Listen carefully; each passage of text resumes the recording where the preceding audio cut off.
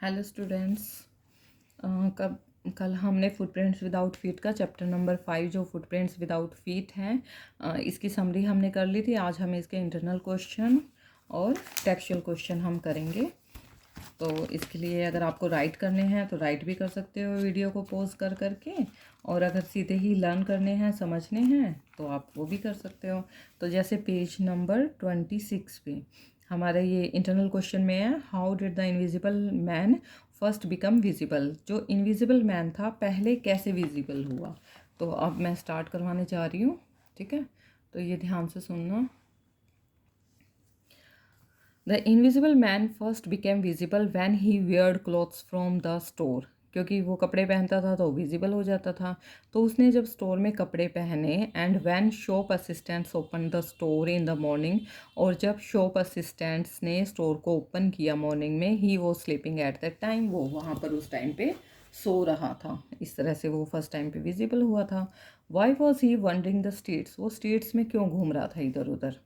Though he was a brilliant scientist, he was a lawless person. वो एक brilliant scientist तो था, लेकिन lawless person था. His landlord disliked him. In revenge, he set fire to the house. This made him homeless. उसकी जो landlord थी वो उसको डिसलाइक करती थी, इसलिए उसका बदला लेने के लिए उसने उसके घर में आग लगा दी। इस वजह से वो भी होमलेस हो गया, ठीक है। इसलिए वो गलियों में इधर उधर घूम रहा था। Why does Mrs hall find the scientist eccentric, मतलब उसको मिसिस हॉल को ये जो साइंटिस्ट है ये सनकी सा क्यों लग रहा था, अजीब सा क्यों लग रहा था। Mrs Hall wanted to be friendly with him, जो मिसिस हॉल थी वो तो उसके साथ फ्रेंडली होना चाहती थी, but he refuse to talk to her, लेकिन वो उससे बात करने से रिफ्यूज़ कर रहा था, मना कर रहा था। He said that no one would disturb him in his work, और उसने उसको कहा कि कोई भी मुझे मेरे काम में डिस्टर्ब ना करे।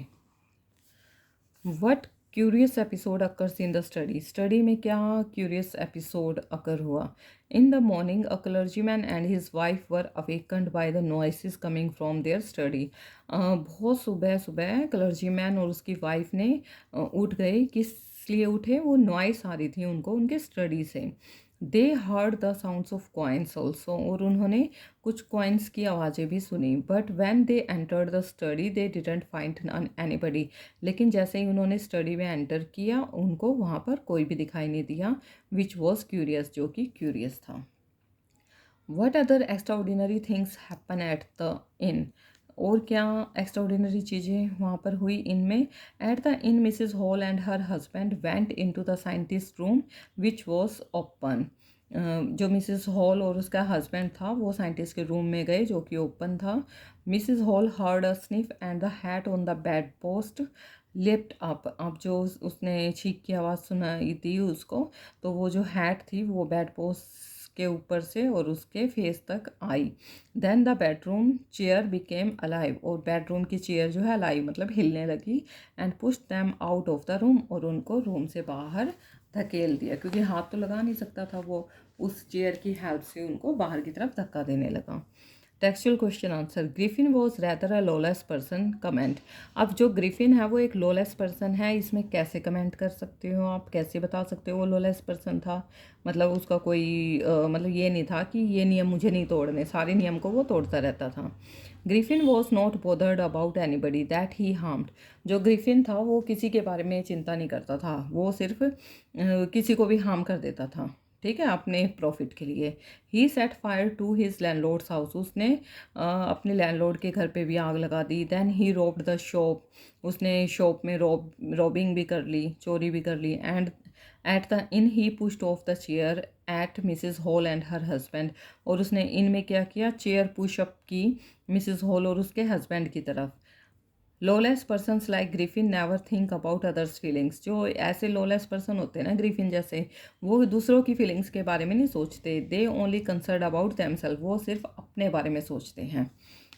How would you assess Griffin as a scientist, आप कैसे कहोगे कि जो ग्रिफिन था वो साइंटिस्ट था? Griffin is a brilliant scientist as he discovers how to make himself invisible. तो ग्रिफिन ब्रिलियंट साइंटिस्ट तो था क्योंकि उसने डिस्कवर किया था कि अपने आप को कैसे इनविजिबल किया जाए, but he seems to enjoy the feelings of the power of invisibility. लेकिन वो जो इनविजिबिलिटी की पावर थी उसकी फीलिंग को एन्जॉय कर रहा था, मतलब अपने प्रॉफिट के लिए कर रहा था, खुद को एन्जॉय करवा रहा था। A true scientist should make discoveries for the larger benefit of society. लेकिन जो सही साइंटिस्ट होता है वो जो भी डिस्कवरी करता है वो सोसाइटी के बेनिफिट के लिए करता है, अपने बेनिफिट के लिए नहीं करता, not just for his own benefit. ठीक है, तो वो लेकिन जो ग्रिफिन था वो क्या कर रहा था, अपनी एन्जॉयमेंट कर रहा था कि मुझे रहना है, खाना है, पीना है फ्री में, तो ये चीज़ें कर रहा था चोरी वोरी करके। तो ये हमारा चैप्टर 5 भी कंप्लीट हो चुका है।